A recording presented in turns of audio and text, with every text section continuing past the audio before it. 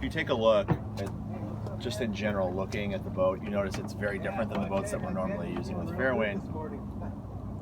What's one of the main huge differences? It's a catamaran. Yeah, it's a catamaran, right? So that complicates things. Makes it more difficult to steer. It's bigger. It can only be on an end cap, so it's more exposed to marine traffic, people bumping into it. So it's important for us when we're approaching a boat that we take a general to see that there's nothing out of place that can pose a safety threat to you or your crew or other property or its own self, right? So when we walked here, we noticed that the screecher was slack, which means either the halyard was loosened or there's something going on with the bowsprit. But generally, you want to make sure that the boat, on a overall, doesn't look out of place. You have two pontoons, you have the trampoline, the catwalk, the bridge, there's no dolphin striker, but there's like that, what do you call it, the seagull striker. All those components, the diamond formation of the shrouds. It's familiarity is what we really are learning, you know, like there's a lot of different systems, like the head, you know, is very simple, but different. And when we go through the boat, we're all going to be learning together. The more I'm on it, the more I'm getting familiar with it. And that's really why the learning curve is going to be steep, because it's a familiarity issue. There's just a lot of different things that we've never had in the club. But the boats, once you start to get familiar with it, it's very, very user-friendly in my opinion. So the first thing we're going to do is open the boat, and the continuing covers will go underneath the port helm in a little storage area. Yeah, that's part. Where do we keep the locks? Put them on the handles of the companionway sliders. This is basically a standard winch. It's a power winch, okay? So this is fast, and this is slow. And what we found is that when we're raising the main, if you get your crew to one person to tail and another person to jump, when they're jumping the line, the easiest way to get the main up is just to go like this and put your weight on it. So if you weigh 110 pounds, you just basically get up and step down. You don't have to use your arm strength. Just hold on and use your weight. So you don't need to be, you know, like really, you don't have to be like a 200-pound, you know, gorilla arms to be able to raise this thing. It's all technique. You can get it up about 99% of the way. And then at the very end, you basically, the screen line is your main halyard.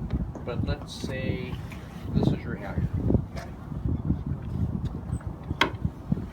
So basically at the very end is pleated off. You can just bring it up the last 4 or 5 feet using the power winch. Now, there's a couple of safety issues about the power winch. One is that inside there's a pin, and with the pin, which is up in the up position right now, if you try to use the winch handle without pushing that pin down, it's locked and it cannot spin. That's a safety issue. If you push one of these buttons, this winch handle will spin around and hurt somebody. It can spin around like that. Or it will fly off and hit somebody. Ooh, see that? Yeah. Break your arm? Yeah. Or go in the ocean. So basically, we recommend that you do not use this winch handle to assist or help at the same time. Now, if there's no power to this, which we've had issues with, where the breaker, the circuit breaker, which is tied into the engine, has popped and we could not get the winch to work and we couldn't get the engines to start, then you might want to use a bypass to use the winch handle. You have to push the pin down by pushing the winch handle all the way down, then this will work. Okay? You have to flip the red lever to do that? It's a little sticky, so that's why I'm playing with it. Okay.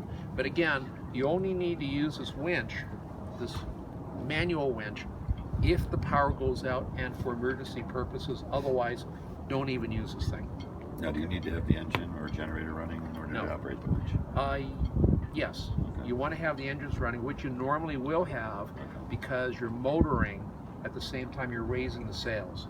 Yep. So your engine is already running, and you would like to have it at a fast idle just to keep the electricity pumping the batteries. What we did the first time, which was kind of like, which blew the circuits, was that we were really enthusiastic. We used the power winch to raise the whole sail, and the engine, the winch got labored. We were burning a lot of electricity, and at the very last 2 or 3 feet, there was such a powerful draw on it, and the circuit breaker got so hot that the circuit breaker popped, and that's how we lost power. So you do have a winch handle. So like right now it's locked, you can't get it out, so it's kind of safe, and it's actually popped up, and it is spinning around. So that's why you don't want to have to use the power and at the same time using this. To get it out, press this button and it pops out.